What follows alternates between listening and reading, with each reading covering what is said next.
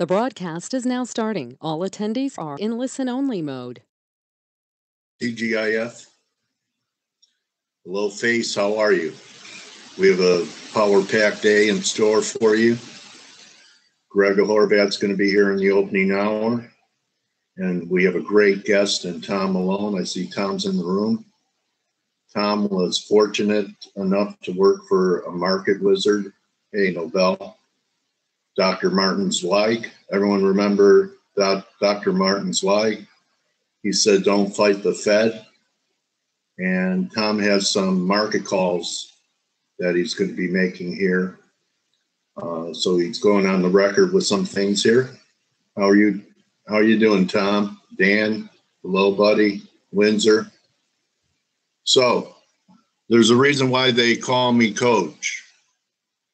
Everyone should have had a pretty good week in the guppy. We called it up here as a stop hunt and divergence. And then this was Tuesday. Wednesday said cover in here, at least half with a BE stop. So if you did that on half, you picked up probably close to 200 pips and you still had half on. And then I talked about putting out sales again at 147. The high was 704. So we have another 90 pips on this position. And you could probably trail your stop above today's high for BE on the remainder, right? And lock in 50 on the other original position. So this wasn't all my idea. My trading warrior brother and sister, Grega, even Blake, Steve's still short guppy, I'll bet. Basic technical was pointing towards the same thing, that this was going to be a failing rally. Hey, good Steve. Morning. Good morning. How are you? That's my chart. You remember that's we yours. said that right. At least we're going to get an ABC, at least, at the very least. Right. And I wrote specifically yesterday that at the very minimum, I'm expecting 144.70 to be tested. And I think that we're on our way there. So at the very minimum, I expect that.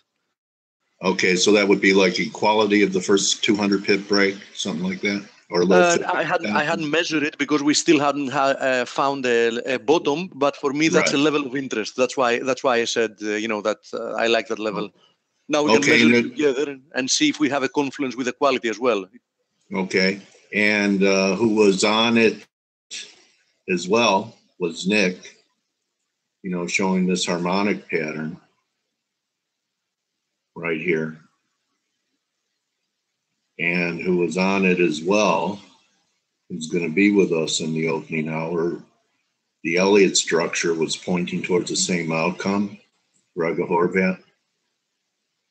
Okay, so he was looking to sell this failing rally here, and he's looking for a little lower than what Steve Volge is looking for.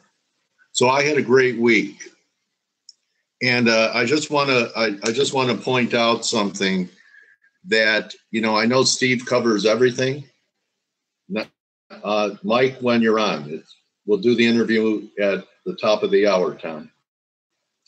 I'll make you the presenter, okay? So, I knew guys, and Steve and I don't completely agree on this, but I knew guys at the Merc that never left one trading pit. And they were millionaires, okay? They weren't portfolio traders. They didn't have 10, 15 positions on. And, Jack Schwager says, find a trading style that fits your personality. So later in my career, I'm better at focusing on just a couple of things at a time. And even sometimes, if I have strong conviction about a path that a market's going to take, a count that the market's going to take, if I start looking at a bunch of other things, I get distracted. So it's okay to stay focused on one market. It really only takes one. You could have been long spiders for 3 years and been rich. You didn't have to, that's why people buy ETFs instead of stock picking.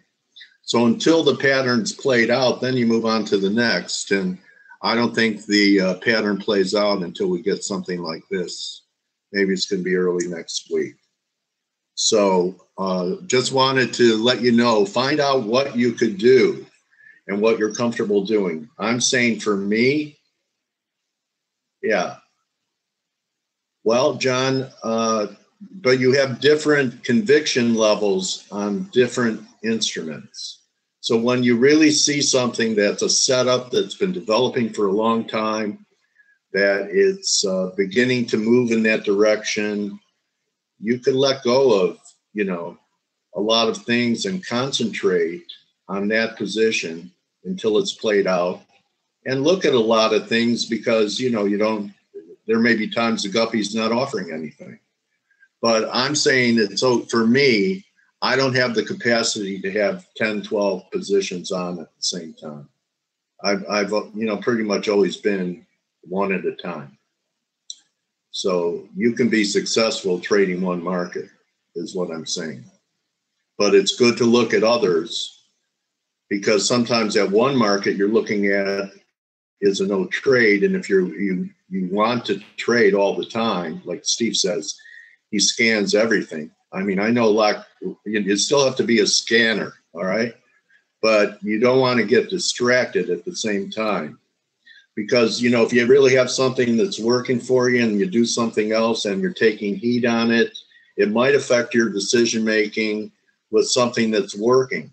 How many in here have liquidated a winning trade just because you took a loss somewhere else? Or you even worse, fought the loss and took the profit to cushion the loss. Recipe for, that's why, see, I have two. So that's a recipe for disaster, because you really should be letting go of the loser and staying with what's working. And a lot of people don't have the emotional, mental, psychological stamina to do that. Okay. So that's the end of my lecture today on what's happening in Guppy. Well, you know, Steve, I just can't help being Coach Popovich, man. I try to stop. Huh? It's Blake, but yeah. Oh, Blake, no, man, I love it, Coach. All right, man.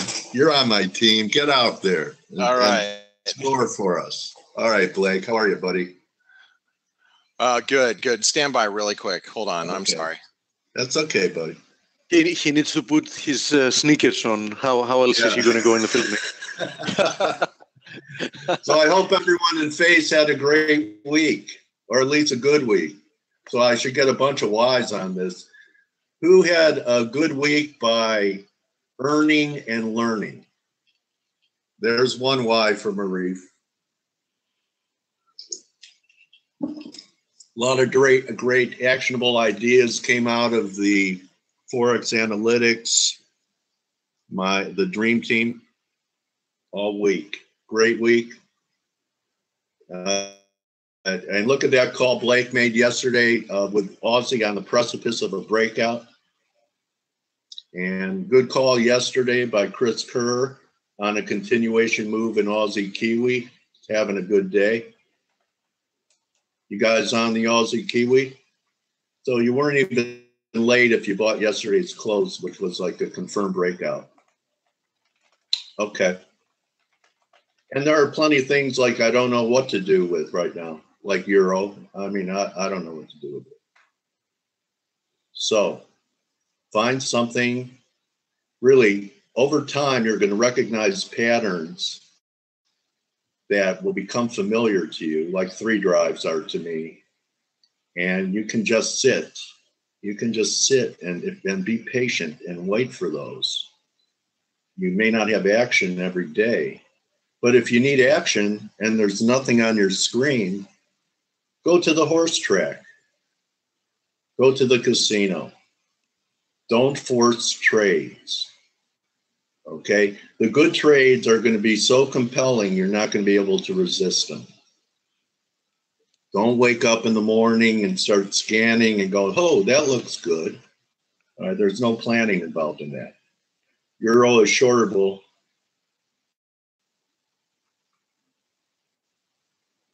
Yeah, okay. Good for you, Alexander. There goes 4% assumption of a GDP in the beginning of the quarter. We're back down at 2.5%. Does that remind you of something, by the way? I feel it's the last billion times. 6 years. I feel that the only thing that's missing is Bill Murray from the Groundhog Day. Okay, I agree with you. They plus inflation targets, so they failed miserably. What's interesting though, and I saw someone point this out, Steve, is that before Trump, the Fed was always, and I even remember Bernanke saying, well, when we're in the midst of recovering, is will we have the political will to stick it out? And he was implying that we needed fiscal stimulus, right? And if you noticed, the Fed agreed.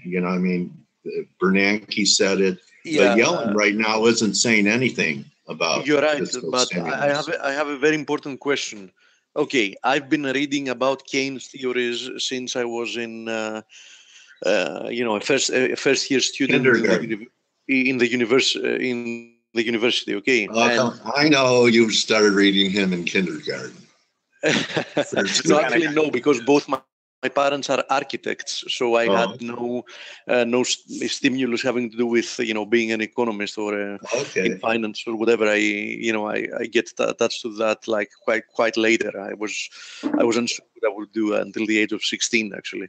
Okay, you were going to be an architect like mom and dad. No. I never even considered it, and they never even pushed me towards that direction. I mean, they were of the opinion that I should have found something that I like to do, so they never pushed me. I do like architecture in the sense I notice things. I renovated my house on my own, but I find it more like a hobby, not like something I would do.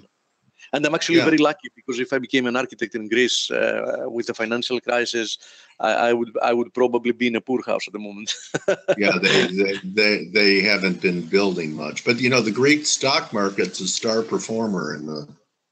Of course it is. Of course it is, because don't forget that for the past few years it was pricing in a very high likelihood of a bankruptcy and a hard exit of the Eurozone. So now that the possibility of a hard exit from the Eurozone and a return to the drachma, which would have been completely destructive for the Greek economy for several reasons, the thesis here is not that for a country to go back to its currency is something devastating, but in the case of Greece, it would have been, because there is no preparation, and there is no let's say proper structure for it. Are you still saying that's not possible, Steve? Sorry, mate? Are you still saying it's not possible? No, I'm saying that if it happened in Greece, it would become Venezuela within a month. Venezuela without the oil. Is it off the table now with everything that's happened with Brexit, surviving Brexit, and then the French elections? At the moment, it's a very low likelihood, and the current government, which is rather dangerous, is on its way out sooner or later. I mean, whenever we have elections, they're gone. And, that's something positive, because these guys, just to give you an idea, claim that they are leftist, and half of them actually claim that they're communists. So what else is there to say? When somebody in the 21st century claims that they're communists, it's either of the two things. They're either completely ignorant and uneducated of what that means. So obviously you can have people like that governing, or they are extremely dangerous, and what they have in mind is building a dictatorship of their own, because simply you can't have communism without having a dictatorship, because communism leads to poverty leads to rebellions are only getting suppressed by dictatorships for a period of time, because that they always end up failing as well. So it's for some things, the only thing you need to do is just have a little bit of knowledge of how history works, because we humans like to repeat the same mistakes over and over again, simply because we don't like to study history. Very good, Steve. So I'm going to hand it over to Blake. He sounds Yes, ready. hand it over to Blake because we have Okay. a lot of interesting charts to look at. I'm gonna take it. I just wanted to point out, though, that this is now on my radar screen. Euro for a possible third drive. I don't think it'll happen today, but it's on my radar. Go ahead, bro. All right, sounds good. I had the Nasdaq up here. We're just pushing that trend line once again, but we did, respect yesterday at that support, which, I still got a short position on. I really don't mind it up here because if you look at the European markets and you look at the S&P, they're starting to roll over. Everybody said, it's going to be, a higher, a low inflation number, which we did get. So they're going to rally tech. Well, you know what? The market is just going to be opening here in a few minutes. And that was a weak retail sales number. I think it's weak data in general. So we'll see how the open plays out. But how were the bank earnings, Blake? Because that a lot of them were coming out this morning. And yeah, I think they're all pretty strong. They're pretty strong, but you're still seeing like I said, the European markets are rolling over. The S&P has already given back its gains from the number. The Nasdaq may outperform a little bit right now, but we'll see what happens with the rest of the market. The euro spiked up through this resistance. I'm not going to spend a lot of time on all these because I know you guys are going to drill through them. But the Aussie dollar, this is huge, guys. Great call, Blake. Did right. You were spot on showing the imminent breakout there. I mean, it is just, at the minimum, no one should have been short Aussie that heard you yesterday. No, I don't think so. And you've got the Aussie breaking out. I'm going to give you a couple of freebies here too, here in a second. Freebie Blake. Call me Freebie Blake. But you got the Aussie dollar that's breaking out. The Aussie New Zealand is just on fire, which it kills me because I'm not long right now, and that just crushes me too. But take a look at the peso. The dollar peso is just getting destroyed right now. Another big chart out there, and this is the chart that I think everybody should be looking at, is this U.S. dollar Japanese yen, which we have a head and shoulder pattern. Everybody was well aware if you use ForexAnalytix ahead of the number. Here, where's my dollar yen? There it is. So dollar yen ahead of the number. It says possible head and shoulder pattern. So the possible head and shoulder pattern was right here. No, wait, here, let me find it. I have it right there. The possible head and shoulder pattern on the US dollar Japanese yen. A weak, you see here I put caps, weak inflation number could cause a breakdown below 112.85 support, which would be bearish. Now it's trading below the neckline of the head and shoulder pattern. So you got alerted there when it was at 112.50. So it continues to break lower. I am short. So, it's I've got a short position, and I'll tell you what, if equities roll over, see this red trend line right here, and we're testing it right now. So I'll go back here. See that red trend line? We are testing it currently. If equities roll over here, this dollar yen is going to, we're going to see sub 112 probably today. Blake, if this failure is major, like you're implying here, on Nick's work, even though she was looking and she was bullish from the bottom, looking for about 118, but at 115 area, she said it's possible if we fail from here that this was just a C wave, A wave from early in the year, B to the lows in June, and this is C, and the implications are, pretty bearish. Yeah, I mean, and if that's the case, I mean, we're talking, maybe down towards the, sub 108 level, below here, which is entirely possible. Remember, the yen, like you as a currency trader, you don't know how to respond in a risk-off environment because we haven't seen it. So when we get it, what the fudge sickle are we going to do? Most people risk off in everything but equities, you mean? Well, no, I'm just saying if we get risk off, everybody just turn around and start buying the yen, because they don't know what else to do. I mean, and then on technically, you got a double top here. I mean, we could really. I mean, we break through like 105 or 108. I mean, we could trade down to 101, which would be. I mean, you think about it, it's crazy.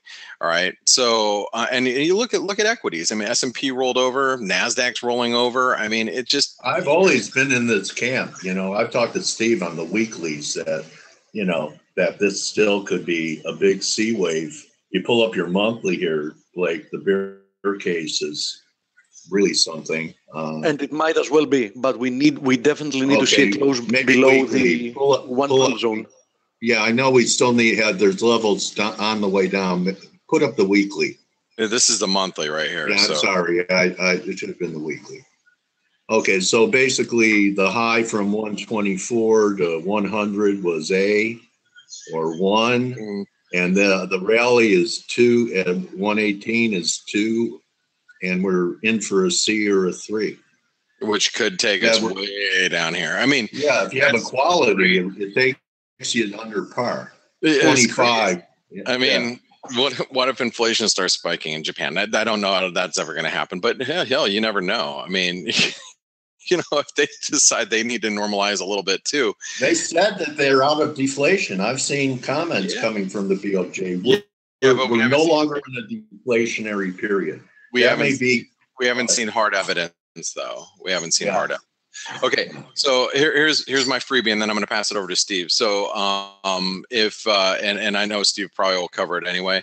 Here's gold. Okay, so gold just broke out of its channel. We have an inverted head and shoulder pattern, and that inverted head and shoulder pattern points to gold's had the crap beat out of it. Everybody's like, oh, Bitcoin, Ethereum, all cryptocurrencies, gold's going to hell in a handbasket. Everybody's short gold. Well, maybe everybody's short gold, but it may see, mid 1240s, maybe 1250, just in this, in a squeeze higher. I mean, this is just a real simple. There's a lot of things that are playing into this particular move right here. Right. But if you think about it, it's a double top. Right, double top here, false breakdown, reversal. So good eye.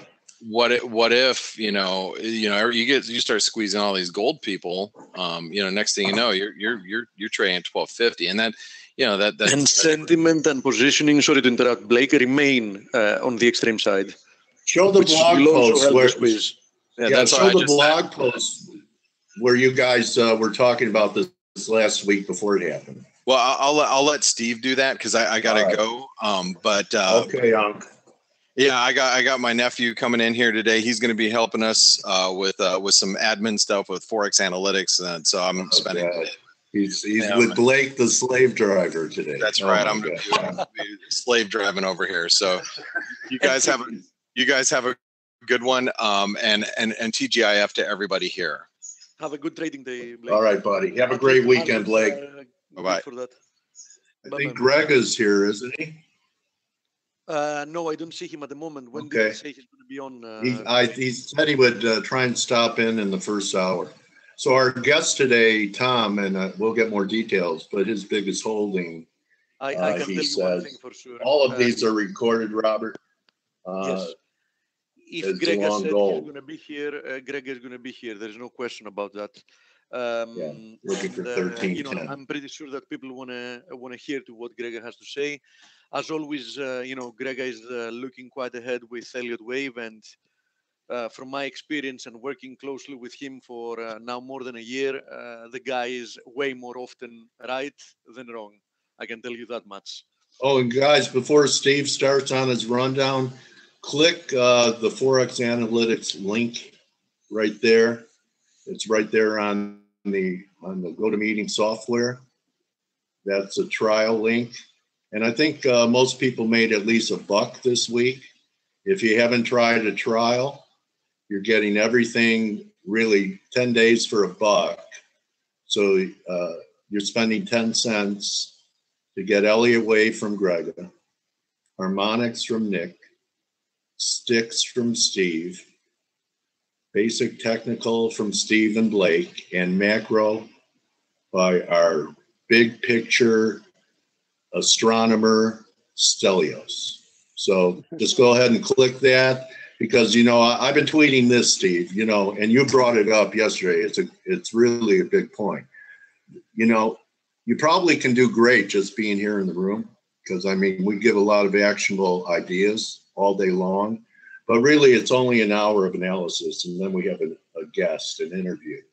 And you need to have these push alerts on your phone from when you walk away from your desktop, so that you know you have Blake and Steve and Nick and Greg all working, and Stelios working for you.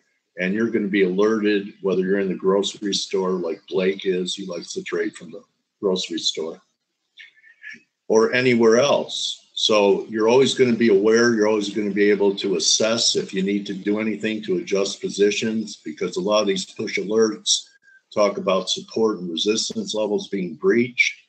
So make an investment of 1 pip on a micro lot, and I don't think you'll be disappointed. In fact, I tell you what, if you don't like it after you spend $1, I will personally send you a refund. Okay, I'll send you a refund. So just let me know. I'll wire it to you. I'll wire it to you immediately. All right, Steve. Okay, I see some people complaining about my microphone's volume. It's like that all the time. No, it's on occasion. It's Windows BS glitching between different applications, etc. And sometimes, you know, the level is auto-adjusted lower, and, you know, there's nothing I can do. Is it better now? Yeah, it is. Okay, good. Because sometimes switching between microphones. See, I think you start liking this pair now. You were forced to follow it. You probably got long. You are absolutely right. That's what I wanted to say. I actually got long yesterday at the close of the day, because at the beginning of the day I thought, okay, you know, that was a move to trap people long, but actually that was a move to trap people from getting squeezed out of their longs. And to be honest, I had no intention of trading it. I have a lot of trades open at the moment, so I had absolutely no. I don't know how you do it, man. Yeah, I had no intention of trading it, but when I saw the move higher yesterday, and the fact that we closed barely above the neckline, which is like a few pips, I just put on a small position, and there was like, what the hell, you know, since we saw it, etc. But I didn't expect such a follow through, to be honest. I already have an order to take profits at 1,073 at the bottom of this zone that I've marked here. And to be honest, I'm not going to even bother about it again. I'm probably going to trail my stop today below today's low, and I'm not going to bother at all, even, you know. In the case of breakout, you're gone. That's your contingency. The contingency, if it's taken away, so again, coach. So you need to know where you're wrong before you get in. So Steve played a breakout, so where's he wrong? If the breakout's negated, you know, so always know why you're in a trade, so you know where you should get out before you do the trade. Another new trade. You remember, Dale, how many times I said it was 3 days in a row that if USD JPY is to move lower, it either had to do it from that exact point that we were testing at around 114, or then from 115.50. And we had shown back then. Yeah, you showed the rising wedge last week. Exactly, the 4-hour chart, because this was it. This was the move. You see, turnaround Tuesday. Yeah, I did not get short USD yen because I tend to be more biased to be long, but I did short, as you know, the pound yen. And since yesterday, I'm also short the euro yen. I'm going to tell you the exact price as well. It was at the retracement. Let me pull the chart up. It was at 45, if I remember. Let me show you. Not to interrupt you, but I just want to let you know Greg is in the house. Oh, perfect. So yes, it was here at 129.45. We had the where was it? Yeah, 129.45. I had put an order. I didn't want to make it a round order at 129.50 because you know how those things work sometimes. Although it ended up going higher, it went up to 70. So I sorted there. To be honest, I expected that it's likely to move to 130 as well, but I just wanted to be involved with it for at least one leg lower. So now I'm like 70 pips in the money, but that's nothing because I don't use highlight. This is not a scalp. But to be honest, I'm expecting that we should see at least a move to 128. At the very, very, very, very least, because there is a likelihood that we're going to go all the way down to 125.60, and I think the best guy to give us target for this trade is actually Grega, because Grega, I'm trying to catch reversals, and I'm aiming, at the minimum targets, and then I'm riding it if it starts working. But Greg, on the other hand, likes to look, far ahead if possible, and with quite a good success ratio, having to do with, always predicting further down in the future. Of course, decreases the possibility of a prediction to be right. But Greg still maintains a high percentage of hits in his predictions. On the other hand, I remind you that we've established a short euro knock, which is working. Which is still working very nicely. Okay, it's very nice because today we're seeing actually the 6th black day in a row. I'm short since here, as we've said in the webinar, just like just after I got short, and this thing is moving nicely, and I'm hoping that this is going to become a new EuroCAD. EuroCAD is rebounding a little bit, but I haven't done anything with it. Blake already showed gold. I'm not so convinced yet that this is a big reversal, but we had said plenty of times that 1,230 in gold is an important level. So Greg is going to give him his view, but for me, if we close above it, I turn back from being bearish to being neutral once again. That's not enough for me to be long the pair, but I'm turning back to a neutral positioning in outlook, actually, because it's not positioning, it's a neutral outlook. Now, having to do with silver, I'm actually a little bit more constructive here because we had a stronger move lower. I want to see, as I've said, a close above 16. And if I am to get long one of the metals, it's going to be silver again. Not gold from what I see at the moment. So not yet, though. Not yet. Let's first get a daily close above 16, and we take it from that point. And now, having to do with USD yen, back to the daily chart, for me to turn bearish, besides having the wedge breaking lower, etc., for the time being, we're just seeing, we saw it on the 4-hour chart, an ABC move.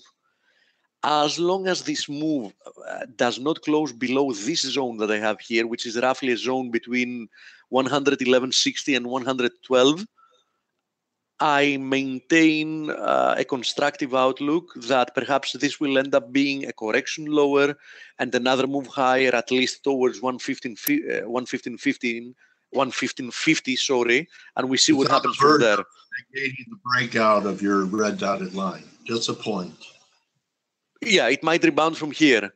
But as I said, I cannot turn completely. And look at this. It's not only that we have this zone here. We also have the 200 DMA that has entered this zone. The 50 DMA, so the 200 DMA is at the bottom of the zone. The 50 DMA is at the top of the zone. We have this descending trend line that was broken and is currently almost being retested. So for me, this is the do or die zone. This is it. If I see a decisive break and a close below it, then everything is possible. As long as we stay above it, I maintain a constructive bias, and that is why for euro yen, for pound yen that I'm short, etc., I'm for the time being looking at minimum targets.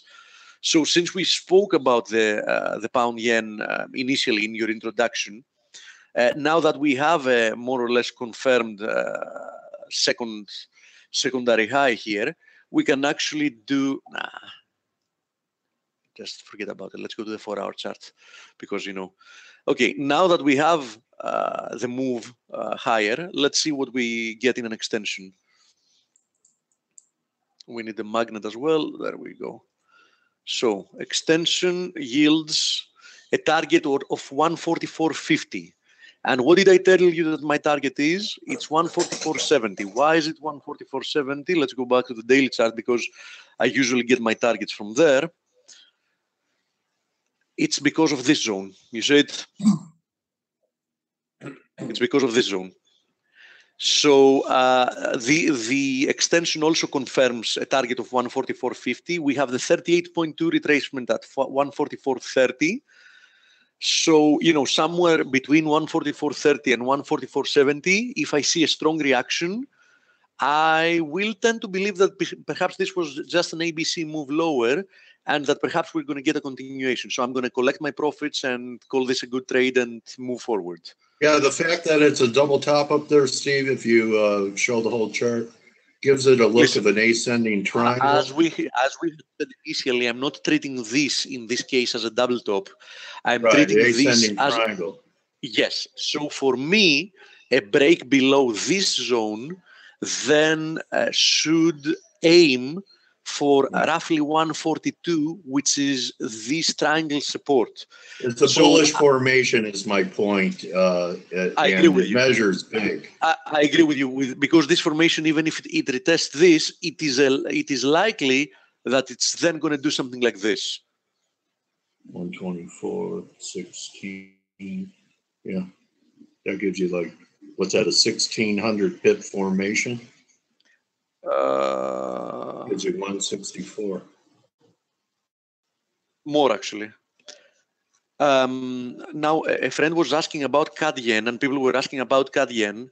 I mean, even I'm actually thinking of going short this pair, although I don't like to short strength. Someone's saying your pointer can't keep up with your brain. I mean, just look at this. It's one of the occasions that you build a plan in your head, and it works. It works in a way that you are like, okay, how okay, I'm not going to say. You feel like come on, tell the truth. You feel like Nostradamus the last few months, don't you? I mean, you think like, how freaking lucky could I have been? I mean, we were here, and I said, Nostravaldi. Yeah, I would want to see a move lower, a move higher, a move lower, and a move higher. And we actually got the move lower, the move higher, the move lower, and the move higher. It just happened in a much more compacted way. So if you're asking me, especially seeing today's, I mean, we got exactly what I expected having to do with structure. I did not expect all this structure to evolve in such a fast pace. I have to admit that in no case. But today's candle is also pointing to a reversal. And, you know, this steep ascending channel, I mean, you know, we cannot respect it for much longer. Yeah, so that's like that's a fireman's ladder. Yes, on an uprise. Exactly. Exactly. So we've already seen all this price action happen in just a few days. So I think that now we might see this part begin, the one I'm moving. Okay.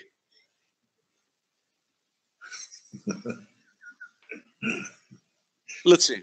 I would actually want to see Gregor's count on. So let's bring him on. Yes, bring him on. Gregor. You have on for as long as you have made, and I'm going to take over again to see more charts. Okay. Take over. I'm here. Okay. Let me pass you the screen. It's not easy, Gregor, to get Steve to give up the mic. But for Gregor, you know, I do it in a heartbeat. Yeah, all right. For Gregor, Nick, and Blake, he'll do it in right away. Okay. Hi, Gregor. Hi, Gregor. How are you, buddy? I'm fine. Thank you. Okay, everybody. Greg, I've nicknamed the Wizard of Waves. I said he should get a surfboard avatar and show him riding C's and threes on top of the surfboard. So, okay, Greg, that's kind of what I see. One more drive for 3 in euro, and you think that completes up there. Interesting. Yes, actually, I will first update you on. Actually, I was here on Friday, I think, and we talked about cable, pound yen, and crude oil, if I remember correctly. Yes. Right? Are you under the weather, mate? You sound a little bit like you have a cold. Yes, I have it, yes. But I'm Get fine. better, mate. No problem. Sure, thank you. So actually, I will take a look firstly on cable. Now, if you recall, we talked about this three wave rise here in wave 4, right? Yeah. Yes. That wave C is an ending diagonal, and in such case, each leg should be made by 3 waves. So we were anticipating new highs, especially looking for minimum requirements, which means that we should take highs out from May 22nd. And if you recall, we were looking for this pullback down into wave B back to this trend line. And so far, it played out very nicely. We bounced perfectly from there, from that trend line. And it looks like that we are now in final leg up, wave C, which means that there will probably a lot of traders that will try to catch this uptrend. But I think that based on this wedge pattern, it may be a little bit too late, because as soon as we take out those highs, which are what? Terminal, yeah. Few pips away, I think it will be time to look and watch out for reversal signs. Of course, there can be an extension even through the upper resistance line of this wedge pattern, but definitely I think that it's a little bit late to join this trend. So let me ask you this, Greg. That great call on that. So I see a 4 up there. What degree? Does that imply taking out the lows from the flash crash? Yes, it's exactly. 4. Okay. Yes, I'm looking for another leg down to complete this downtrend. I think that there are a lot of investors that were trying to go long after this nice spike here. Right. So it was quite attractive trade. And that's why I think that this low matters a lot. There are probably a lot of stop orders down there. So I would not be surprised to see them retested before we get long-term reversal here. And also, I don't see this recovery strong. I see it that it's very slow, actually. So that's not kind of a reversal when we want to predict tops or bottoms. Struggling in corrective waves. Yes. Although, Grega, correct me if I'm wrong, but sometimes wave 1s can be slow, right? Yes, exactly. It can be, but still, if you take a look here at this price, actually, is clearly yes, it's plenty of overlaps, right? Correct. So, I agree with you. Yeah, so I think that there will be limited upside here. So what I would watch for next week is, as I said, for reversal signs. If we see 5-wave drop, I think that I will look for potential short ideas. But for now, we still need to see how far this wave C can go. Of course, it's not over yet. Okay. Thank you. Nice. Pound yen. I was wondering what the hell to do with this pound until you got here. Now we know. Yes. Everyone know what to do with the pound?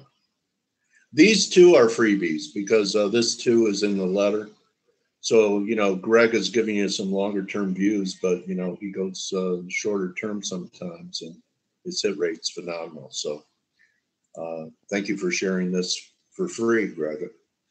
Sure. That's why I'm here. I like to share. And I like, what I really like is to try to explain the wave counts as simple as possible, because I want that other Elliott wave traders will be able to find some similar approach like me. Greg is recognized. He's won awards at FX Street. What was your category for the award when I interviewed you a year or so ago? Best technical analysis or something. Okay. But no one else has ever called you the Wizard of Waves, have they?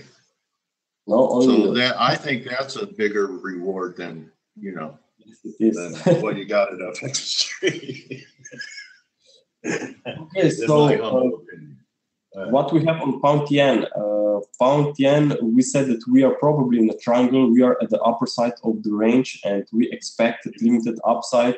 We have seen a nice sell-off, clearly in impulsive fashion, followed by this bounce in the last 48 hours, which is struggling. So I think it's only wave B, and that we will see probably more lower levels here. I'm definitely expecting wave C drop. Either this will be just limited wave C that may stop around 144. Was that an ending diagonal at the top at 5? Would you label it that way? Yes, you can see here on the right on 1 hour chart. Okay. I labeled it as a wave 1, 2, 3, 4, 5, and then typically you will get a very strong drop. And normally when ending diagonal is complete, you will see a retracement all the way down to the starting point of ending diagonal, which was here. And you can see this was triggered, but since this unfolded only with 1 leg in 5 waves, we know it should be part of a bigger 3-wave decline. So that's why. Do you expect the next leg, the C wave, to also unfold in 5 waves? This upcoming blue wave C? Yes. Yes, of course, because zigzags, as you know, are 5-3-5 patterns, which means 5 waves down for wave A, 3 wave bounce for a wave B, and then you expect 5 waves down for wave C. I have a minimum target at 144.70, to be honest, but I see that you're targeting lower. The lower, the better. I'm absolutely fine with that. Yes, the lower, the better is because I'm looking for a triangle. You know, that in each leg in a triangle will ideally reach the extremes, right? Which means that in either scenario, we will retest this trend line support, but it may not be the case. So as long as we will complete a 3-wave decline, which would be confirmed only if we will turn impulsively higher again, that's when I would label a completed correction. So either that will be at your 144.70 or a little bit lower. It doesn't care. It's actually by the way, once we get wave C. Since we were talking about it when I gave you the screen, do you have a count for CAD yen? If you happen to have one. No, I don't have it, but I can take a look. Just a second. Take a look out of curiosity. Someone's asking wave count on USD MEX with it getting obliterated here. Just a second. If you have a chance. Yes, yeah, and I know as a fact that he does have a count for it, so he's going to show us. Oh, okay. He has a complete count for it. Okay. Okay, so here, A, B, expecting wave C rise. What about the shorter term pattern? Oh, Steve, you want to see if your lines are right? Agree with.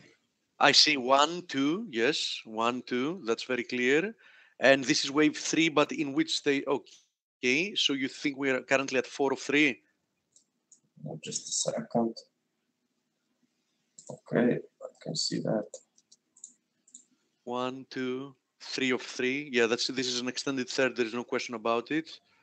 4 of 3, 5 of 3. So I'm actually right. We are turning lower here for at least 3 waves lower, correct, Grega? Which should at least bring us to 87.50, I would guess, because that's my initial. Actually, I would be looking maybe for slightly more upside. Maybe it would be like this.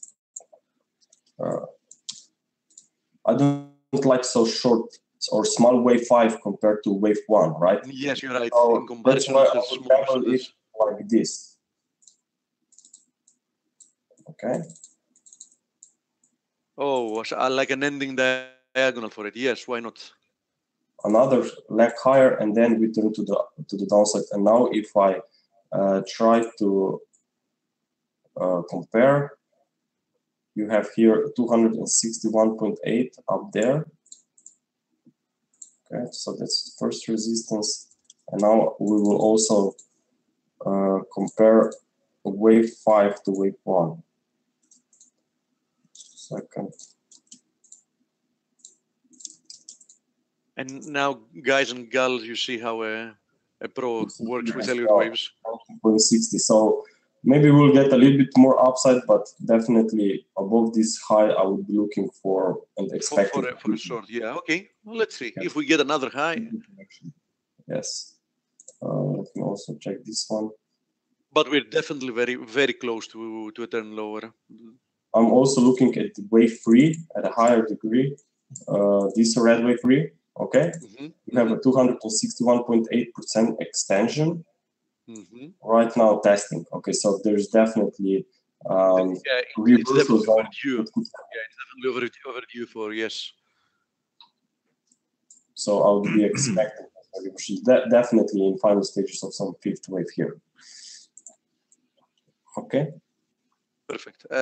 Since we are in the yen pairs, if you want to show USD yen as well, because a friend is asking before we go to the USD MXN. Yes. Actually, what really matters here at dollar yen is that this decline was 3 waves. We know that 3 waves are corrective waves, so either this is a completed 4th wave or it's part of some complex correction. And which complex correction could be here happening is actually a triangle. I can also relabel this one very quickly. So to give you an idea. Your weekly looked pretty negative. That was alternate count. That's an alternate count. He always keeps alternate counts, yes. Okay. So eventually gets to what Nick is looking for and Greg up towards 118 again. Okay. Yeah. So I would be looking maybe for second count, something like this, which means we would stay sideways. But so in this case, a lot of choppy price action. We're going to be chopping people up, being short, being long, being short again, etc. Yes, but I'm still looking at this as a primary count. If we consider that maybe we accomplished here wave 2 and we are now in just another short-term correction for another wave 2. The reason why I'm looking at this potential new turn to the upside, let's say later this month, is because 10-year US notes moved and made quite nice reversal to the downside. We are higher today, but I think that there can be limited upside. So if we will, actually, I have this one here. I was saying today before as well that my main scenario is a 3-wave pullback to 111.60 to 112, and then a rebound from there. So as long as we remain above it, I also maintain a bullish bias as my main bias. So then actually it's going to be mainly after the pound peaks, pound weakness to take the guppy down to those targets rather than the yen. Yes, it can be just in general pound weakness if we completed that ending diagonal. Yeah. Okay. Because ending diagonals are, as you know, are very strong reversal patterns. They will cause a sharp drop, and if this will prove correct, then it can be pound weakness all over the board. So I'll not be surprised. So this is the 10-year US notes. You see a 3-wave rally. Seems like a wave 4. So I'm expecting more weakness. We came down quite nicely. Maybe that's only temporary bounce. And if we'll see next, at least third leg of decline, that's when you should also get another leg higher on dollar yen. Okay, that's why I'm looking for this still to be primary count, but if we'll get on just stay sideways because we are in the middle of summer, then definitely I would keep an eye on the second count, trying anyway for. Greg, on the notes, it would still be bearish, wouldn't it, if say, for example, this bounce has more legs and challenges the recent high before they turn down? Would you say is a low probability in the notes? In the notes? Yeah, in the bonds, yeah. Yeah, okay, I mean, you know, if we went and took out C, that's no one's looking, everyone's bearish now, but if we went up one more time, it would still be a 4, right? If we took out the C. Just more complex correction, yes. A double zigzag, for example. I think he means XY. Okay. Thank you, buddy. Yes. No problem. Grega, I know that a lot of people care about it. First of all, we still owe the USD MXN to our friend that has asked. So why don't you show that? And I think that after that, people would want to have a look at your view having to do with US stocks at the moment. I know that a lot of people are looking into them. Okay. So firstly, dollar against Mexican peso, I see it in a corrective phase, still wave A, which may stop at this wave 4 levels. So I don't think that we are far away here, expecting a rally and then more weakness. I thought that when we got this bounce a few weeks back that we are already in wave B, but it appears that the market want to test this 17, not 18. Firstly, I suggested bottom around these levels, but since these supports were broken quite decisively this week, I would not be surprised to see wave A bottom much lower, and then we go higher for wave B. So in general, I see dollar Mexican peso in downtrend, but would expect and be aware of this correction before we get more weakness, because I think that we are at late stages of this first leg. Yes. Thank Okay. you. Now, having to do with stocks, what do you see? I said like a few days ago, I said, obviously that's your field, but I said that you can't get a cleaner ABC than the one we got in the NASDAQ. I mean, it was almost perfect to the pip, the ABC we had in NASDAQ. And, I said that, listen, I cannot possibly be bearish seeing an ABC and the overlapping price action of the correction and the fact that we're breaking above like the bull flag, because in essence, this ABC correction in the NASDAQ was, if you look at it from terms of simple technical analysis, it's like a bull flag, right? Yes, of course. So I said, like, listen, in my opinion, this thing is going to new highs, but I think you are the perfect guy to tell us how high is the new highs. Well, he nailed the S&P for retest of that low last week and then looking for new highs. So that was a great call, Greg. Actually, it was a perfect combination, even if the price structure was slightly different compared to NASDAQ and S&P 500, but S&P 500 actually made a triangle, a perfect triangle. I have it here.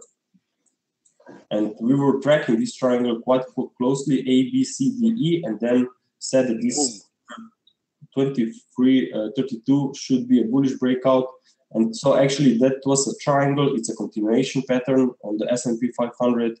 At the same time, when NASDAQ actually completed this free wave decline here for wave 4. Okay, so both markets made a perfect corrections within uptrend, and it looks like that we are going much higher now, especially on NASDAQ.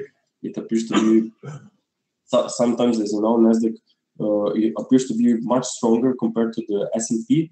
So I'm looking this one to reach this upper trend line of this Elliott wave channel. So that would be my objective. You connect this lows of wave 2, lows of wave 4, put a parallel trend line firstly at the top of wave 1, and then another parallel line at the top of wave 3. So actually that would be my zone here, let's say around 6,000, okay, NASDAQ 100. And that will still be the end of a third wave, right, Gregor? So you expect a pullback and a new highs then again? Based on this structure, if we look at the price action from that low here, definitely I'm expecting more upside. But of course, we will see how this reversal, once we get wave 5 completed, red wave 5, and we'll see how this reversal will... If out of curiosity, let me play the devil's advocate here. If out of curiosity, we see like a bigger rejection than you expect from what you have marked there as a fifth wave of wave 3, what would an alternative count be that would actually justify that being the end of the trend? I mean, how would you alternatively count it to justify?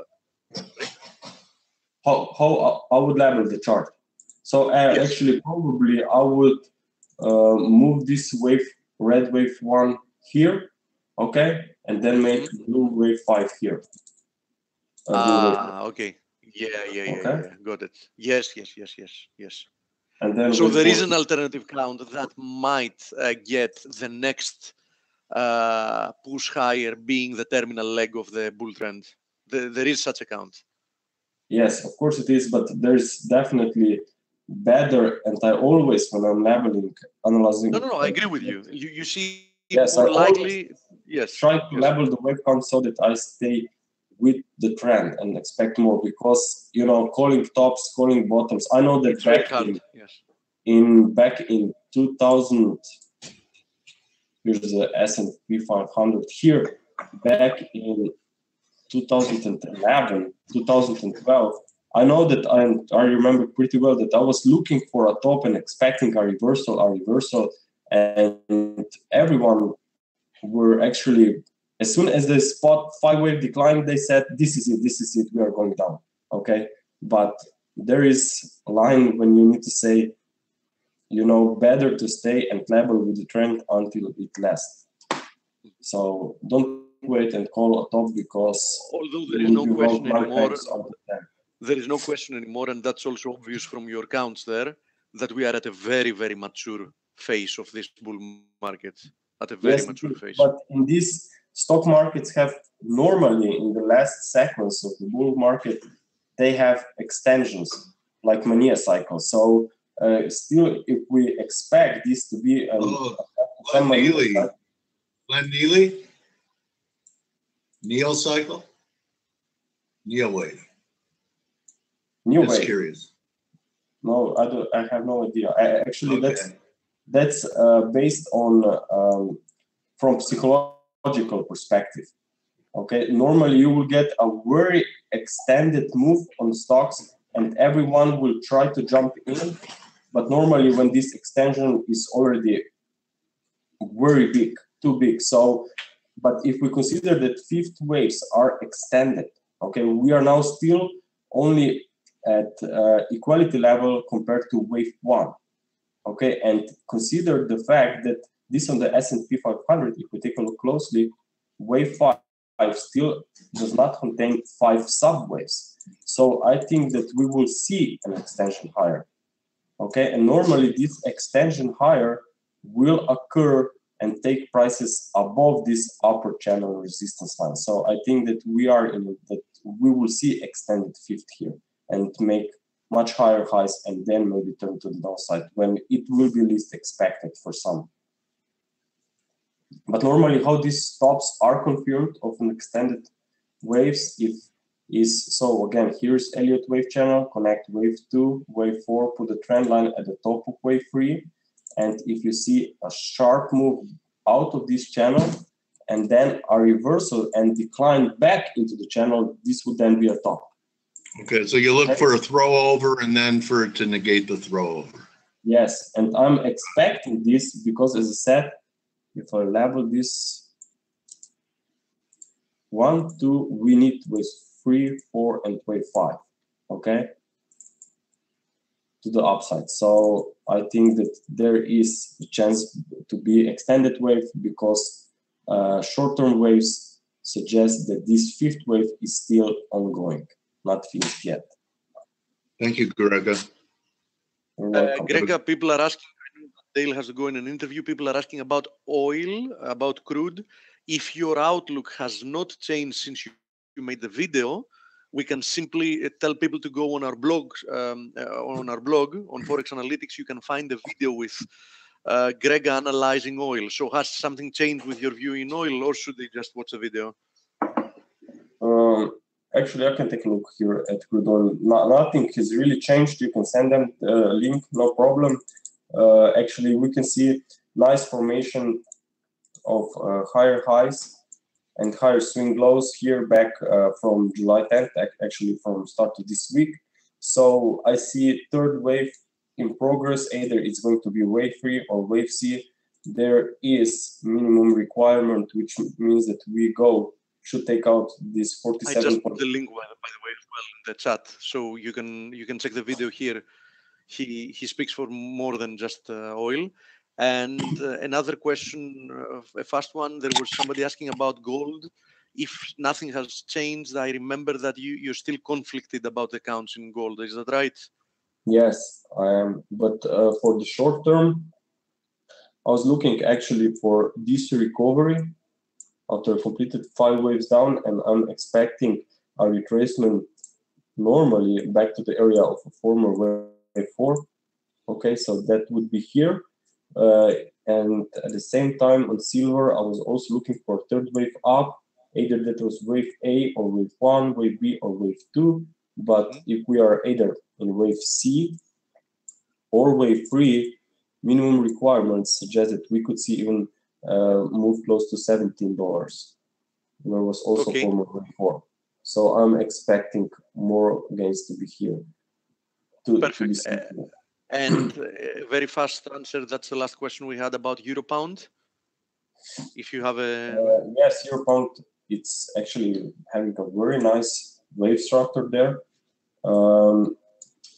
I think that since this spike occurred last year, I think we are in a corrective phase, and this decline within a corrective phase is expected to extend much lower. We had a wave A and now a free wave bounce. I think that this free wave bounce can be finished.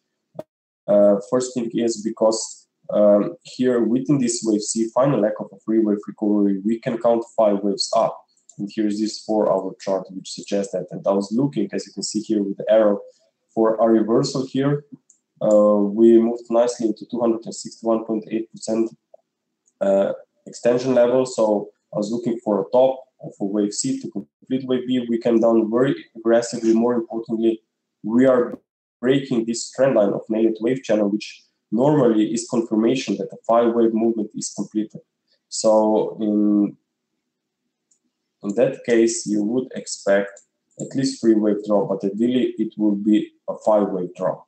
So I will watch out for pullbacks, and we'll also keep an eye on this trend line, broken trend line that could turn into resistance. One more thing why I think it's very nice confirmation. I want to take a look at technical. We talked about one more high last week, Greg, remember?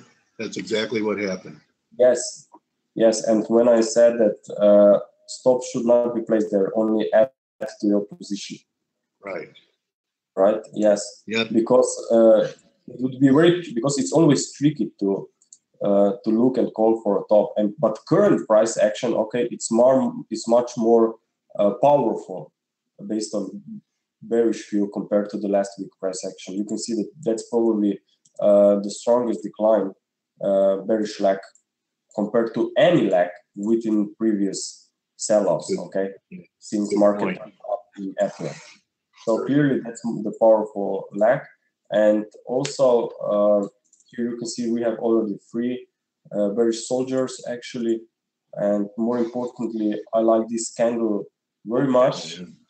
And it appears to be a very outside black candle. This is a huge reversal, huge, yes, huge exactly. weekly candle. So we have actually, I always like combination candlesticks with the Elliott wave principle. Okay, calling a 5th wave, it's a little bit tricky. You need to see a reversal, but not only a reversal, you need to see an impulsive reversal. And clearly we have an impulsive reversal. Okay, here that's an impulse. I tried to tell Steve earlier in the week he needed more confirmation. Okay, and he got it now. Yeah, he's got it. Yes, so Elliott wave principle suggests weakness. Basic technicals suggest weakness. Why? Because we have here a broken trend line. Okay, and then you have bearish momentum that will stay bearish today on Friday. So this puts a nice reversal candlestick in, and I think that there is a lot of indicators that suggest more weakness. Okay, so definitely I will be looking for trades on this one, but would need a free wave rally. Thank you, buddy. Thank you. Thank you, Dale, for having us. Thank you, Grega. Oh, thank you, Steve, for having me, and your patience, and everyone's patience for having me. I also want to thank Tom Malone for his patience. And Tom, I'm going to make you the presenter now. So I look forward to hearing your voice and seeing your screen. Thanks for waiting. We had a lot of stuff to cover today. Appreciate it, my trading warrior brother. So Tom, looking forward to hearing your voice. Tom Malone, Twitter handle at Tom and Krishna. Runs a room. Was fortunate enough to work with Dr. Martin Zweig, who's famous for his expression, "Don't fight the Fed." So just waiting for you, Tom. I see your screen. Waiting to hear your voice.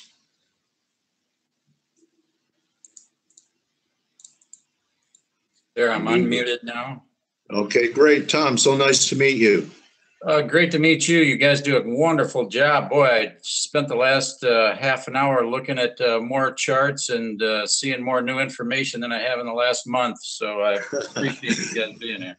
Well, thank you very much. We're pretty proud of the team. You know, we brought in, it's unusual, we brought in experts with different disciplines, you know, Elliott harmonics, candlesticks, and, you know, that way people in one place, instead of subscribing to different types of methods, can get it all in one place. So, you know, how fortunate were you to work for Dr. Martin Zweig? I usually start by asking people what their journey was like at the beginning of their career. So was that your first job in the industry, working with Martin Zweig? Actually, no, but it was actually the highlight. It was a menial job at the time, but as you know, time flies. That sounds like we're probably about of the same generation. Don't know for sure, Dale, what year you were born, nor would I ask. But it's okay. 1953, and yeah, so. Menial jobs, yes, Tom. I started as a runner on the floor of the CME. So you know, you have to start somewhere, but why not start in an environment where you're going to gain all kinds of knowledge that will more than compensate you in your future, even though short term. It's like the markets. You know, you don't always get immediate gratification on a trade. Sometimes you have to sit through a drawdown before it manifests. So. What was it like working for Marty? And he is the guy that's famous for saying, "Don't fight the Fed," right? Right. And what an apropos last decade, as the Fed has taken on new meaning, hasn't it, worldwide? I wouldn't have believed that it would that we'd have this outcome last as long as it has. Yeah, it seems like it caught on in the Bernanke era, and now the world has micromanaged this, so it's almost like it's preventing any type of pullbacks worldwide. And again, whether it will continue to be this way for years to come, or whether I always give my members and people that will listen to me long enough the example. I grew up in Clinton, Iowa, on the Mississippi River. And as you know, they put in a whole system of lock-in dams from Minneapolis down to New Orleans. Right. But occasionally, those dams have gotten run over, and I think the markets are like that. The Fed can put up all kinds of artificial places, but when Mother Nature is going to work in the fear and greed process, it's going to work. I always like and the Mississippi changes direction sometimes, doesn't it? Absolutely. There's times when Mother Nature plays some little tricks, but it was interesting life. Again, looking back, my first real job was we had a place right on the river that shipped out corn. It's now an ADM plant, but I got to see firsthand what trading corn futures was like when I was a sophomore in high school. Wow! Yeah. I went to college in DeKalb. That's corn country. Oh, so, my goodness! Yes. Go ahead. Yeah, I was going to say, there's several universities around DeKalb and up there in Bloomington, and that is great. And I didn't even have an inkling I'd end up trading it when I was there. But interesting. So what did you do when you were with Dr. Zweig? My first job with Dr. Zweig was kind of like was just to be an extra person. He was just starting out his famous Zweig forecast. We had met. He was a little bit older than what I was, but not too much. I was a non-traditional student at the time, going back to get another degree. Always looking for education, even back in the day. And we met through different channels. And before I know it, he had started up, had been very successful with the Zweig forecast. And then he was just started. He needed more people to stuff envelopes. believe it or not, for his Zweig's ratings forecast, which was the second actual where he just started using, believe it or not, as he was a groundbreaker, started using computers to rate kind of like Value Line does, and some of the other ones rate them on a 1 to 10 basis on timeliness and value and things like that. So I was a envelope stuffer and had my ear wide open as an active trader also at the time. Okay, so you're a Fed watcher, Tom. Oh yeah. Mari said don't fight them. You know, every time it looks like the market might be due for a correction, even though the Fed has tightened, what, 3 times now? You know, that old Wall Street saying 3 hikes and a stumble hasn't happened. 3 steps and a stumble, correct. 3 steps, so 3 steps and a stumble. I've stumbled on less than 3 steps, but where's your head at with what's happening in the Fed? And I notice in your tweet that you sound like you have a lot of conviction about some turning points in the market, and be interested in seeing some of your charts and what's on your radar. Right. I don't have much in the way of charts. Hopefully I can borrow some of yours, but the big key I want to throw out there is again that not only the Fed used to be back in the day, and when we had been going through the business and really got involved, the Fed was very, very non-transparent and would do things sometimes in the dark of night. And as you know, Greenspan would talk in all kinds of gibberish. And during people that tried to figure out what he was going to do by whether or not his briefcase looked full or not. and you probably even remember the days when the money supply releases on Friday were big market movers. Exactly. People would wait for that and not take off for the weekend yet. But again, this is the world has gotten smaller, and Federal Reserve and central banks have united together since 2007, 2008, 2009, and really have put a protective put underneath the market by adding liquidity at every single correction, every single pullback, and any sign of trouble. It's almost, I call it to my members and my subscribers, that it's almost a national defense system, because they want to protect their economy against foreign adversaries and things like that. So do you believe there is a plunge protection team? Oh, absolutely. And I think not just in the United States, but it's a global synchronized type thing. And that's why I said the biggest theme that we have right now today at the second is a global synchronized rally. And it's all from the bottoms in both the United States, Europe, and China's in some type of a bubble right now. But that's something for probably a whole day subject. But the fact is that we've got so much protection while VIX is at nothing, and there's no movement more or less in our trades. And again, there's no doubt in my mind over the last 9 years that the central banks and all kinds of protection has been put in place so as to not have another depressive-like period. Okay, so we can never really have a bear market again. And that's what they want you to believe, and that's what they want the public to believe. I think they want the. How about what you believe?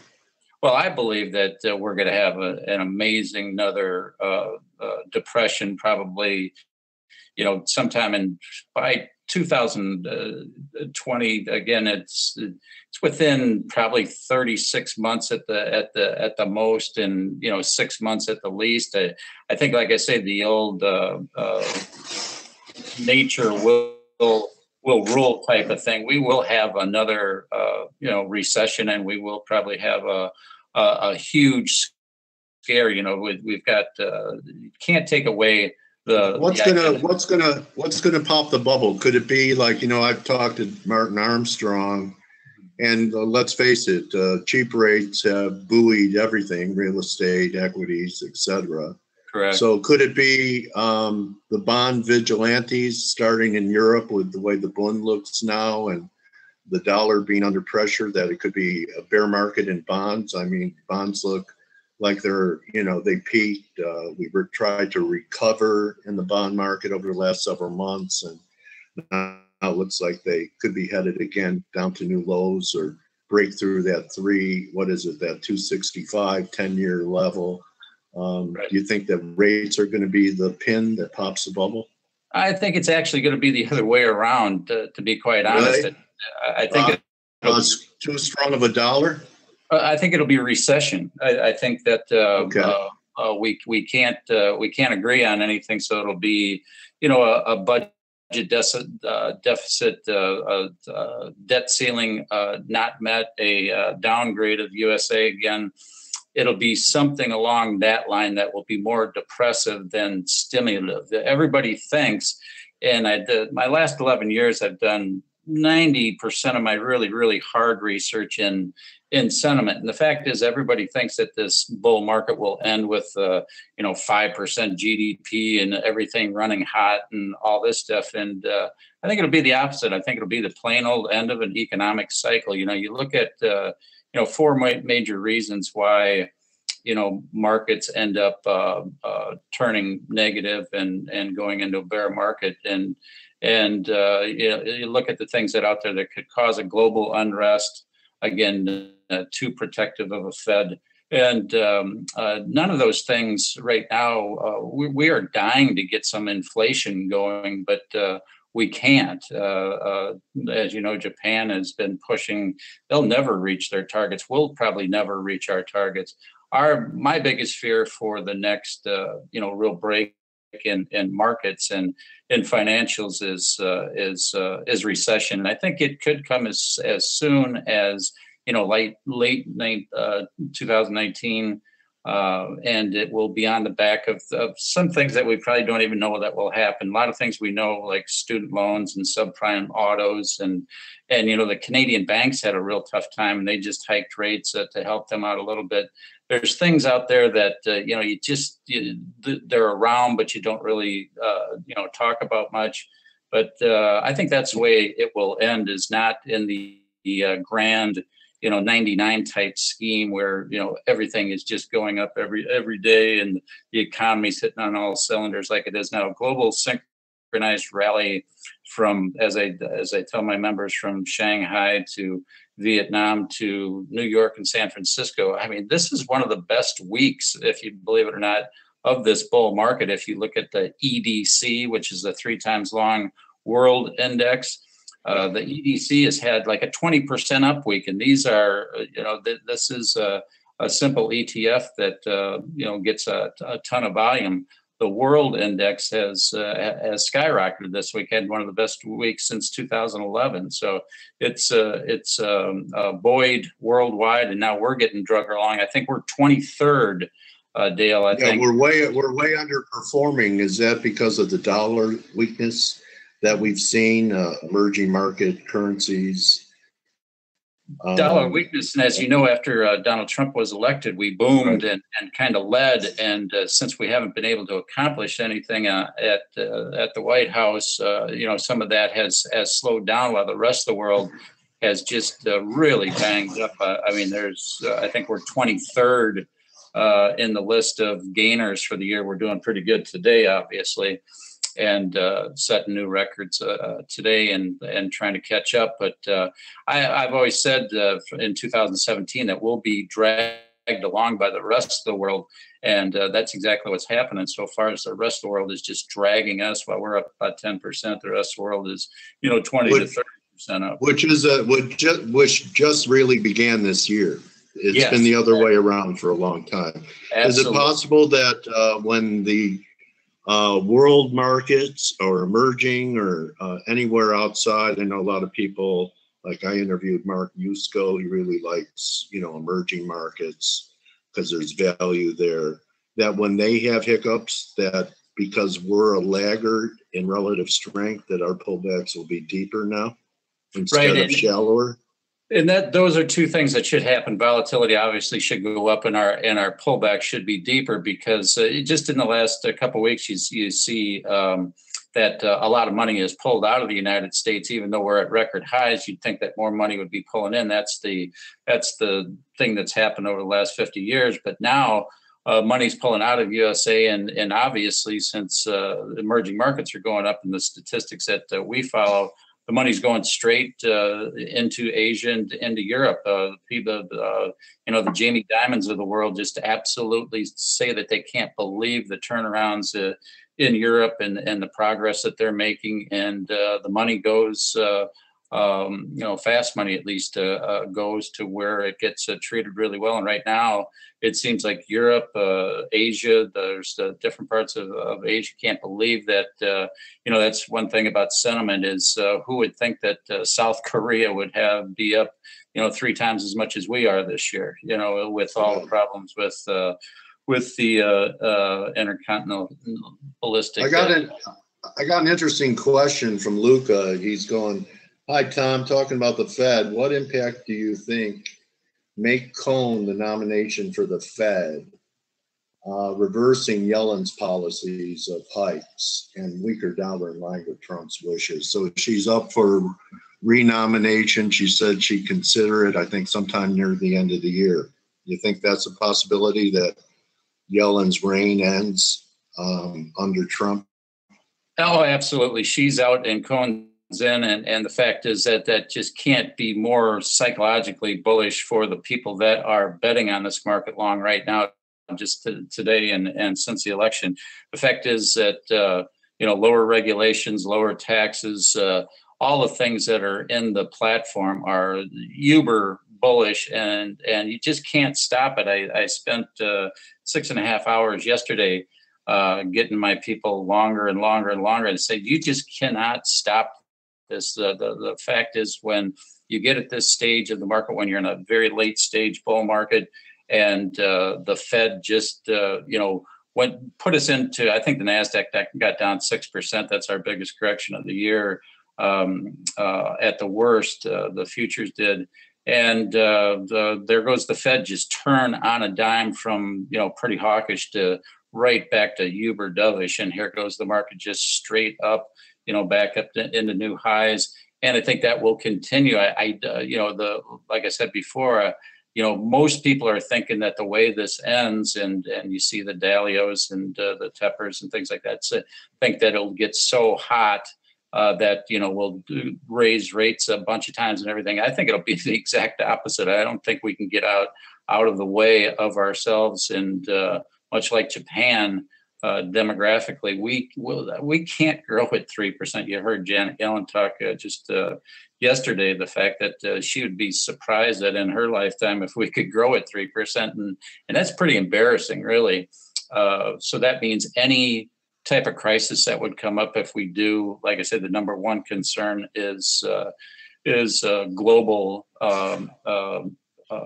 problems with political and war. Any type of war, any type of conflict, again, you don't have much to work with when you're only growing at 1.5%. And isn't that why the Fed has been raising rates anyway, to prepare to have some tools just in case? Absolutely, 100% correct, Dale. I don't think they would. I believe that they would have stayed steady at zero if they could have. But again, they have to have something to deal with down the line. And like you say, we call it the plunge protection team, or we call it the global world order, whatever you want to call it. It's out there and it's there to protect. And we probably should be thankful for it. We shouldn't look at it, but as market purists, I think a lot of us are, we really think that we should be off training wheels right now. We should let all the world economies do what they can. I think that makes for a stronger world, and it makes for better entrepreneurialism, and also gives us a little volatility to trade. Okay, so I'm assuming bullish S&Ps, nothing can stop it. Any upside targets that you have technically?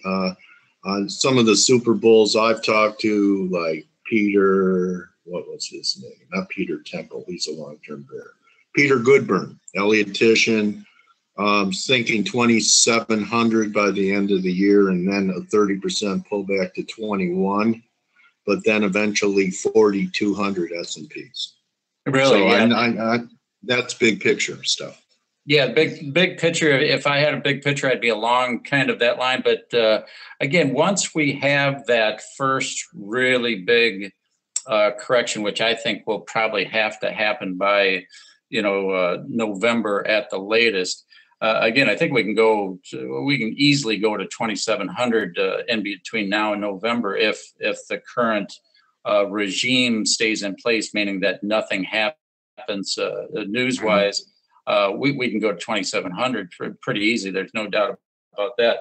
But the fact is, if we do get a break, say before November, say if we have our typical, August, September, October type of splash 5% or so, I think that it could go a lot deeper just because we are so, just basically fundamentally overvalued. Our country, in the United States of America, lower dollars helping us out on corporate profits. But again, you can see from, just the things that have happened this week, stupid things like, Fastenal reports beats on both sides, and it's a very heavy cyclical, and it goes down big. JP Morgan, beats on both sides today. They go down. The expectations on everything are at absolutely perfect levels right now.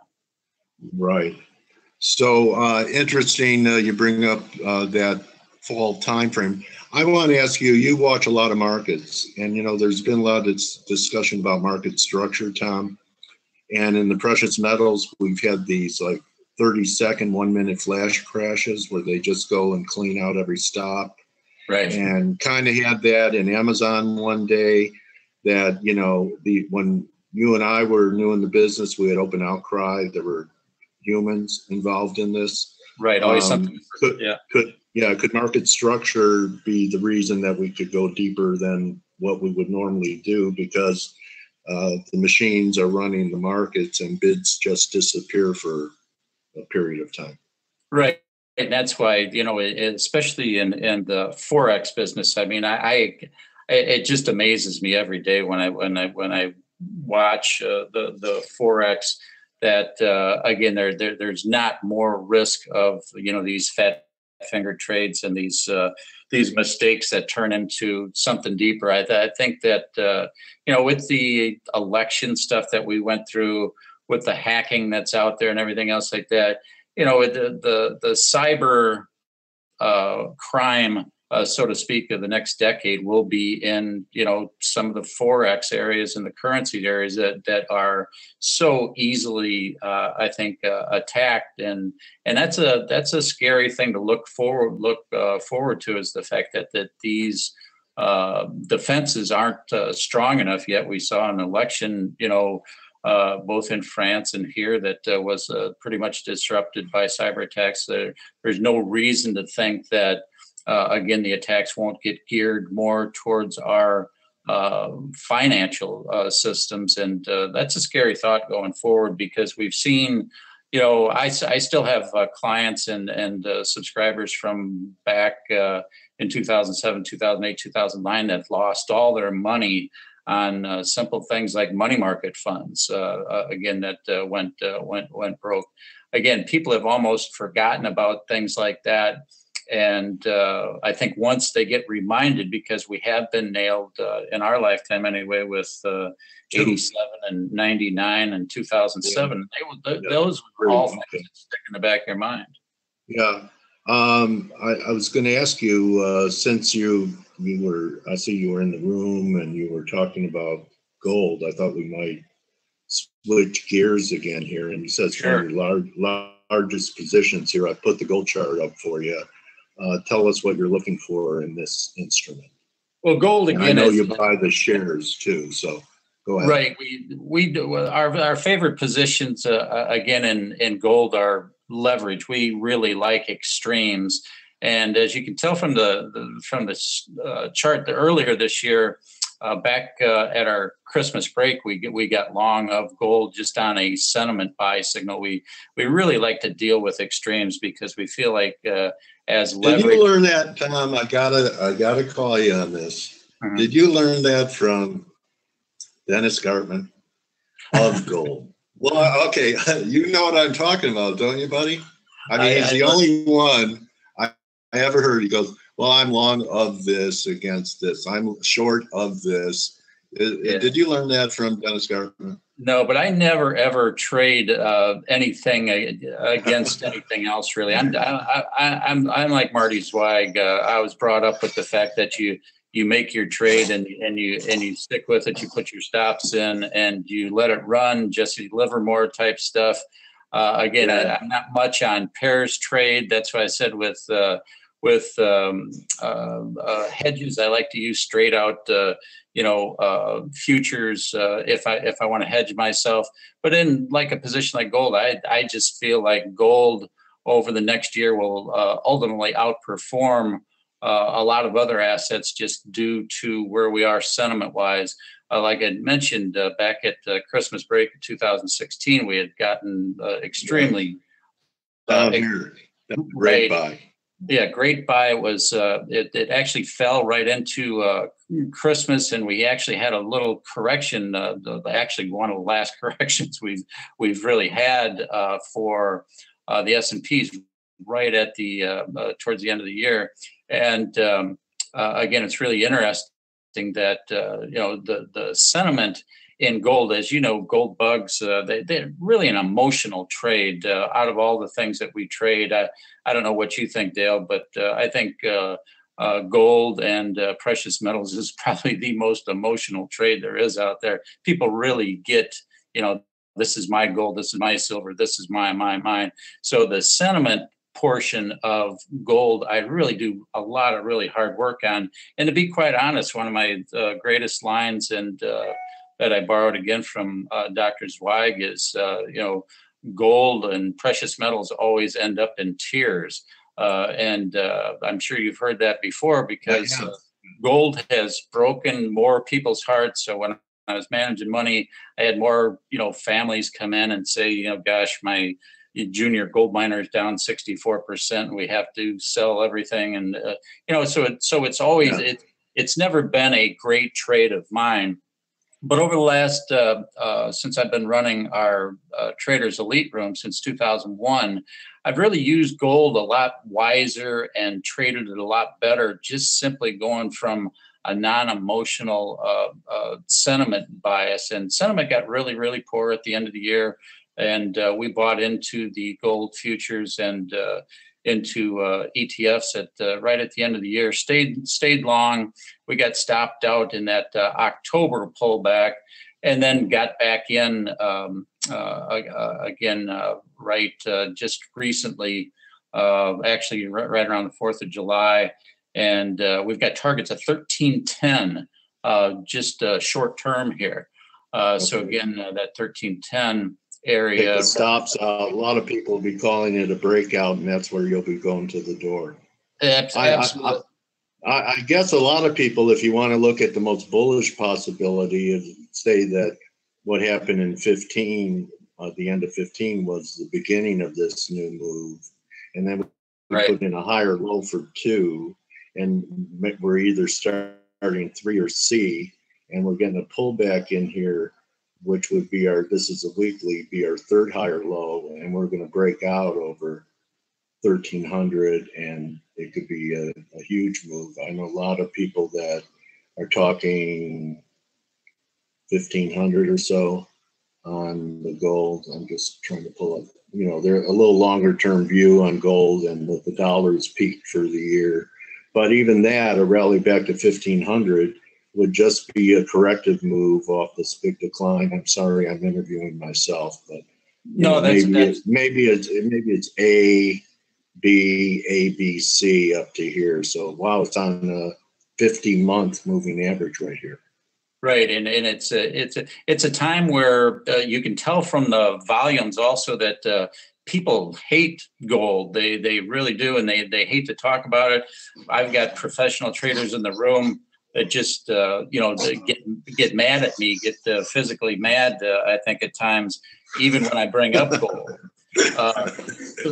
That's funny. They have reasons though. I mean, you look at all the paper out there, and they are able to move the market with paper. In fact, one of the original gold bugs, Jim Sinclair, that's why he started an exchange, I think in Shanghai, where it's cash and carry. And he talks about the emancipation of gold and silver from the paper market. So just like there's a plunge protection team, a lot of precious metal traders believe there's a team that does all they can to put a cap on gold, because Larry Williams used to say the price of gold going up is like a rising temperature for financial conditions, which, if you get too much of a fever, it's not healthy when gold in the market and everything's going up together, because gold is more about, I call copper the metal of construction and gold the metal of destruction, destruction. So, nice call there on the gold. So you're bullish everything. Yeah, this is one of those times, at least in the short period, that where just everything's going to go up. I mean, look at the bond market today. Look at gold. Look at stocks. Look at oil. I mean, it's one of those rare times when it's a Fed-induced global synchronized type rally, but it is late cycle, Dale, and we gotta understand that this will end, but I'm a short-term market timer. Yeah, so I mean, it ends 2 years from now. It's that's a lifetime to me.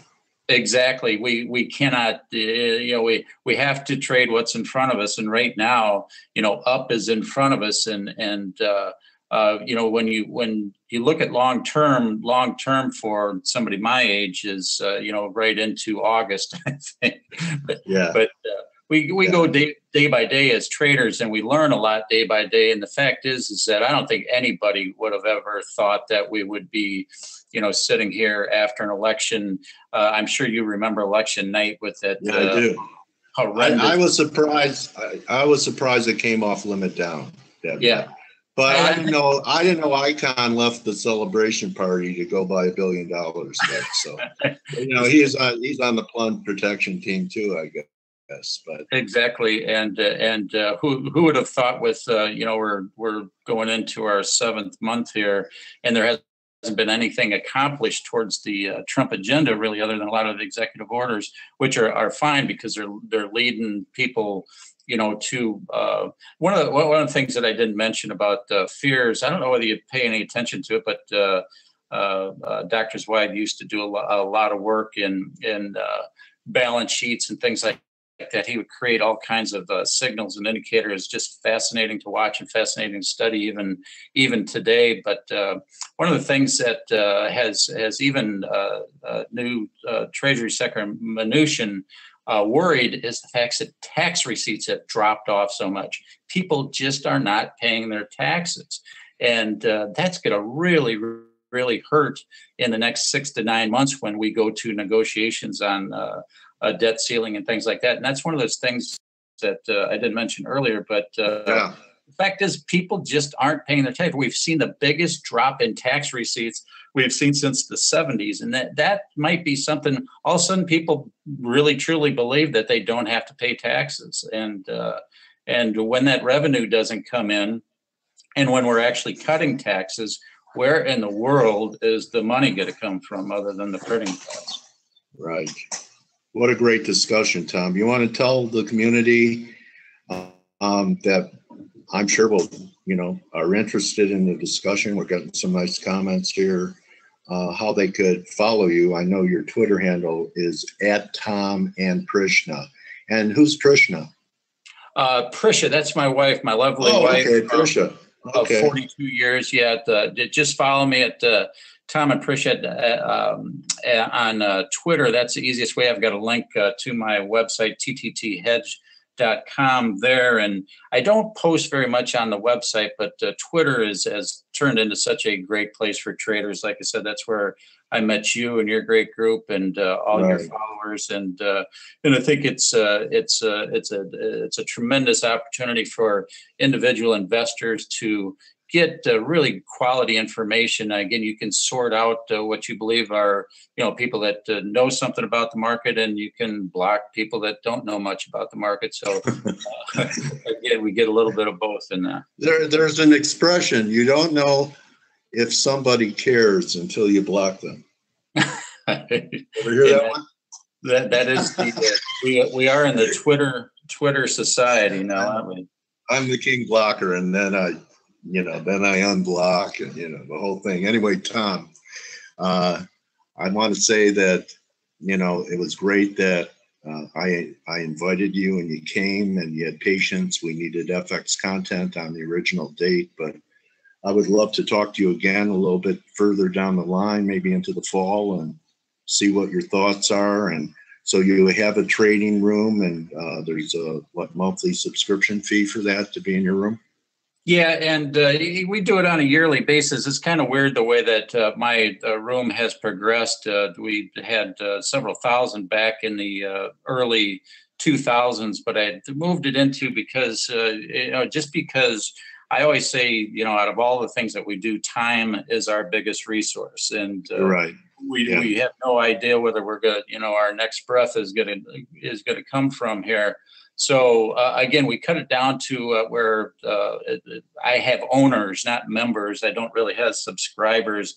I have a few subscribers just on email, but I want our traders that are in the room, and all the traders that are in my room are, elite type based traders where they really, really know what they're doing, and they know the risks. They know that if I screw up, it's not because I want them to lose money. It's because, I really had a good theme, a good idea, a good thesis. I've got facts to back it, and I'm taking a position with a trailing stop. And if it works out, everybody's better off. If it doesn't, you take your loss and you move on to next stage. So we're very simple. It's a lot of fun every day to wake up and have the opportunity to invest. I mean, there's a lot of places where you can't do that with, again, such a low cost of investing, and it doesn't take much entry to get in. And I can't think of a better place to be right now in 2017.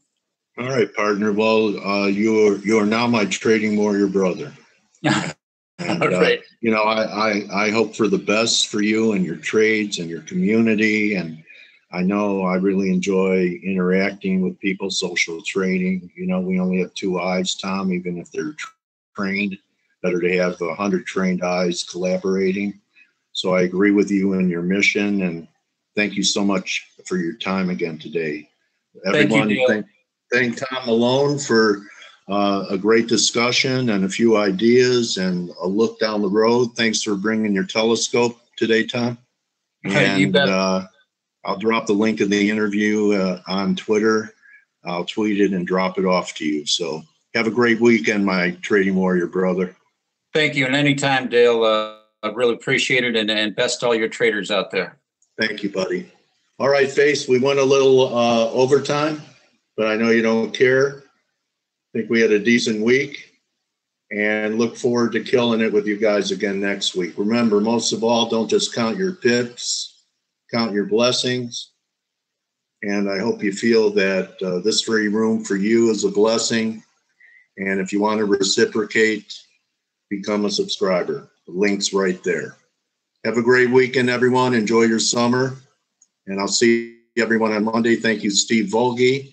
Thank you, Blake. Thank you, Greg Horvat, for coming in here and clearing up a few things. There should be some nice setup shorts and cable and Euro next week. Adios. See you, Ronan.